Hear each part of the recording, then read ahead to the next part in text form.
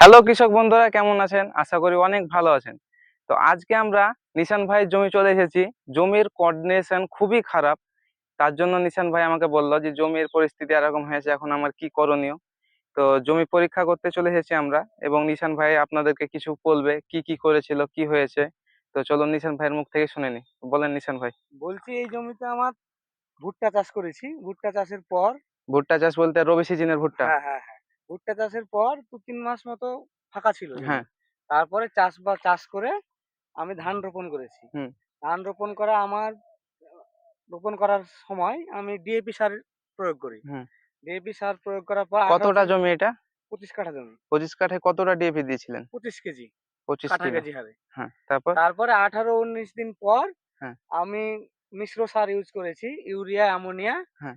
আর potash. Urea, ammonia, potash প্রথম চাপানে। হ্যাঁ, আর জমিতে চাষ দিয়েছিলেন? ৪ চাষ। জমিতে চাষ দেওয়ার পর কি জমি পচালছিলেন? না, তো চাষ দেওয়ার পরে লাগিয়ে দেওয়া হয়েছিল। কদিন পর লাগাইছিলেন? তার ১ দিন পরে। তো কৃষক বন্ধুরা, এখন আমরা যেটি বলবো, জমিতে ভুট্টা ছিল, তো ভুট্টা আগাছা। তো এখন আমরা ধানের জমিতে ওটা আগাছা হিসাবে ধরবো। তারপরে আমরা যেটি দেখবো সেটি হচ্ছে, জমিতে বলছে চাষ দিয়েছে। চাষ দেওয়া খুবই ভালো কথা। জমিতে যতটা চাষ দিবে, কাদার এই ঘনত্বটাতে ততটি পাতলা হবে এবং পানি নিষ্কাশন খুব সুন্দর হবে। অতএব পানিটি জল ধারণ ক্ষমতা বেড়ে যায়। তো সেটি ঠিকই আছে, অসুবিধা নেই। তো তারপরে যেটি ওই বলছে যে কি আমি ডিএপি দিয়েছি 24 কাঠা জমি, ২৫ কাঠা 25 জমিতে কাঠা ২৫ জমিতে কেজি। 25 কিলো। আমরা যখন মিশ্র সার ব্যবহার করি তখন বিঘাতে 33 কিলো সুপার ফসফেট, এবং আপনার 5 কিলো থেকে 7 কিলো ইউরিয়া, এবং 5 থেকে 7 কিলো আপনার পটাশ, এটি মিশ্র সার হিসাবে ব্যবহার করি। যখন আপনার সুপার ফসফেট ব্যবহার করি, সুপার ফসফেটে আমরা 16% ফসফরাস পাই 1 কিলো সারে, অর্থাৎ 160 গ্রাম ফসফরাস পাই। এবং ডিএপি 1 কিলোতে আমরা 46% ফসফরাস আর 18% নাইট্রোজেন পাই। অর্থাৎ ডিএপি যখন আমরা ব্যবহার করব, তখন আমরাকে দোকানদারের কাছ থেকে পরামর্শ নিতে হবে যে কতটা সার প্রয়োগ করলে ভালো হবে। এ নাই যে আপনি যতটা জমি ততটাই কাঠা কিলো হিসাবে ব্যবহার করতে হবে। আপনি ডিএপি ব্যবহার করেছেন এবং আপনি বলছেন যে প্রথম চাপান আমি পটাশ সার ব্যবহার করেছি। প্রথম চাপানে পটাশ সার ব্যবহার করাটা ঠিক না। কারণ প্রথম জ্বর দু রকম হয়, একটা মাইনাস পয়েন্ট, একটা প্লাস পয়েন্ট। প্লাস পয়েন্টটা কখন ছাড়ে, যখন গাছের থোড় আসে হুম। তখন মাইনাস পয়েন্টটা ছাড়ে, প্লাস পয়েন্টটা সরি। তো সেটাতে গাছটিকে স্ট্রং করে, গাছের যে গুণমান ফলন হয়, ধানের শীষ বের হয়, হুম। সেটি থাকে। এবং সেই সময়তে আপনার অনেক ধরনের রোগ আছে, ব্লাস্ট রোগ, টিউব ব্লাস্ট, খয়রা রোগ। এই রোগ ক্ষমতাকে বাঁচাতে পটাশ সারে আমাদের খুব কাজ করে। তো প্রথম চাপানে আমরা পটাশ সার ব্যবহার করব না। এবং এই জমিতে যেটি হয়েছে সেটি হচ্ছে গ্যাস তৈরি হয়েছে। আমরা যখন জমিতে একটু চাপ দিচ্ছি, তখন প্রত্যেক ধারে ফেনা বের হয়েছে, অর্থাৎ এটি হচ্ছে গ্যাস তৈরি হয়ে গেছে। ঠিক আছে, এই জমিটিতে আরেকটা আমরা দেখবো, একটা ধান তুলবো। সে ধানটিকে আমরা দেখবো যে এটি কি আসলে কি ঠিকভাবে রোপণ করা হয়েছে না ভুলভাবে রোপণ করা হয়েছে। জমিতে কটা পাইপ দিয়ে আপনারা ধানটা লাগাচ্ছিলেন? জমির ধান ঠিকে দেওয়া ছিল। ৩ জনে লাগাইছে। ঠিকই দেওয়া ছিল। এখানে সব থেকে বড় ভুল হয়েছে, আপনারা যখন জমিতে ঠিকে দিয়ে চাষবাস করেন, অর্থাৎ পাঁচকে বললেন যে কি আমার এই জমিটা ঠিকা দেওয়া ২৫ থাকলো, কাঠা 25 কাঠা পাঁচটাতে 5টা লাগাবো। পাটে ঠিকা দেওয়া থাকলো, আপনারা লাগিয়ে চলে যাবেন। পাঠেরা যত তাড়াতাড়ি পারবে লাগিয়ে চলে যাবে। কৃষকের লাভ হোক ক্ষতি হোক সেটা দেখবে না। ঠিক আছে, এখানে যেটি মূল বিষয়, আপনি সার যাই হোক, গ্যাস যাই হোক, তার থেকেও যেটি মূল্যবান জিনিস সেটি হচ্ছে এই ধান। এই ধানটির যেটি মেন শিকড় সেটি হচ্ছে এটাকে বলা হয় আমাদের মূল শিকড়। হ্যাঁ, দেখতে পাচ্ছেন এটি হলো মূল শিকড়, এবং এরপরে যেটি আসছে সেটি হচ্ছে দ্বিতীয় শিকড়, এবং এখানে বের হয়েছে তৃতীয় শিকড়।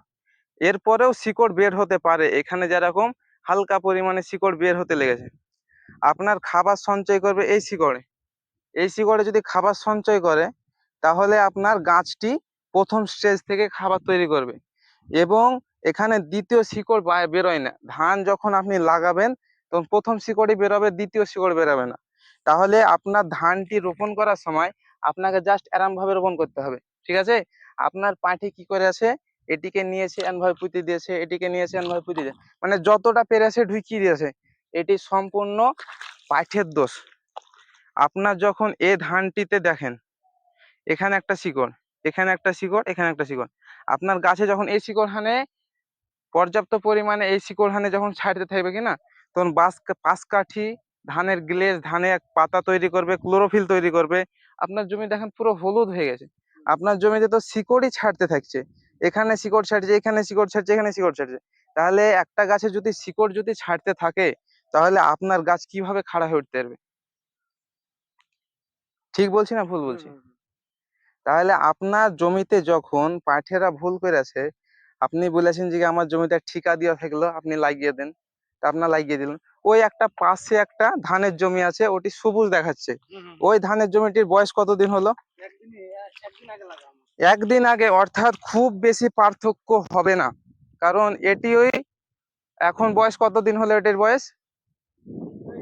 20 দিন হয়ে যাবে। 20 দিন, ওটির বয়স 21 দিন। তাহলে এই জমিটি আর ওই জমিটিতে কতটা পার্থক্য দেখা যাচ্ছে, আপনি বুঝতে পারছেন? এই জমিটিতে আর ওই জমিটিতে অনেকটা পার্থক্য দেখা যাচ্ছে। এই জমিটি হচ্ছে 21 দিনের ধান লাগা, এটি হচ্ছে আপনার 20 দিনের ধান লাগা। একই হবে যদি ঠিক সময় মতো এবং ঠিকভাবে রোপণ করা হয়, একই হবে। আমি জমিওয়ালা যেহেতু নেই, আমি ওর অনুমতি ছাড়া একটি গাছ তুলে নিলাম। হ্যাঁ,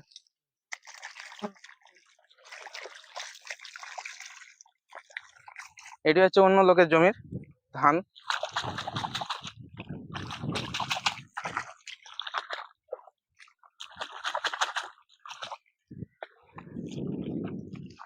আমি ওর অনুমতি ছাড়া একটা গাছ তুলে নিলাম, ঠিক আছে? এই যে কৃষক বন্ধুরা দেখতে পাচ্ছেন, এই ধানের শিকড়টা একই মাপের শিকড়, এখানে একটাই শিকড় বেরিয়ে আসছে, শিকড় ছাড়তেই থাকছে। এগুলো আবার নতুন শিকড়, শিকড় ছাড়তেই থাকে গাছে। এবং এর পাশ কাঠি কটা? একটা, দুটো, তিনটে, চারটে, পাঁচটা, ছটা, সাতটা, আটটা, নটা, 10টা, 11, 12, 13, 14, 15, 16টা পাশ কাঠি। এই জমিটির ধানের 16টা পাশ কাঠি, যেটা 21 দিনের। আর আপনার জমি যদি আমি একটু ভিতরে গিয়ে দেখি, আমি একটু আপনার ভালোই তুলবো এবার। হ্যাঁ,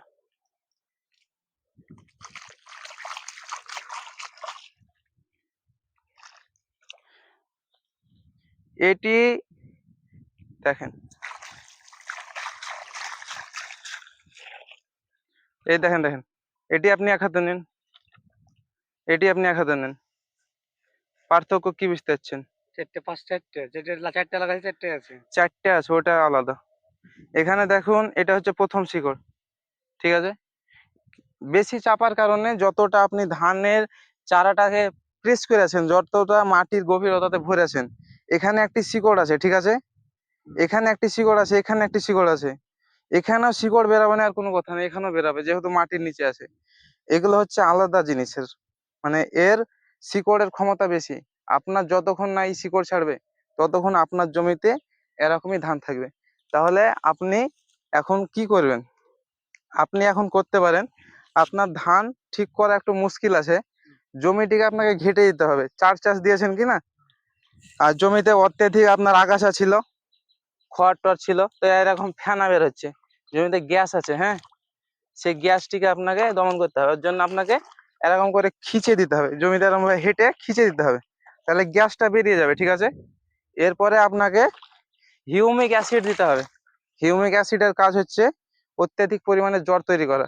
যেহেতু আপনার সব জ্বর ছাড়তে লেগেছে, তাহলে আপনাকে জ্বর তৈরি করে, মানে জ্বরটা তৈরি করতে হবে। একই দিনের গাছ, অত্যাধিক পরিমাণে পার্থক্য। আমরা যেটা দেখতে পাচ্ছি, এখানে শিকড় আছে, এখানেও শিকড় আছে, কিন্তু ওটার শিকড় একটাই আছে, একটাই শিকড়।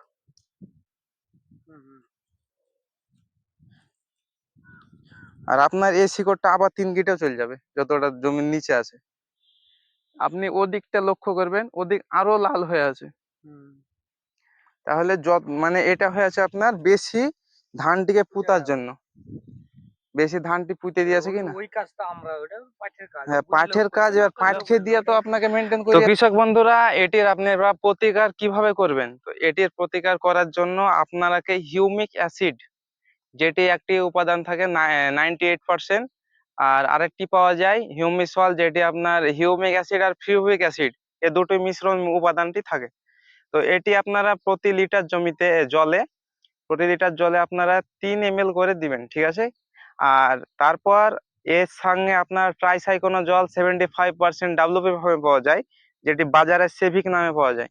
এই মিশ্রণটি আপনারা প্রতি লিটার জলে আপনারা 1 থেকে 1.5 গ্রাম দেবেন।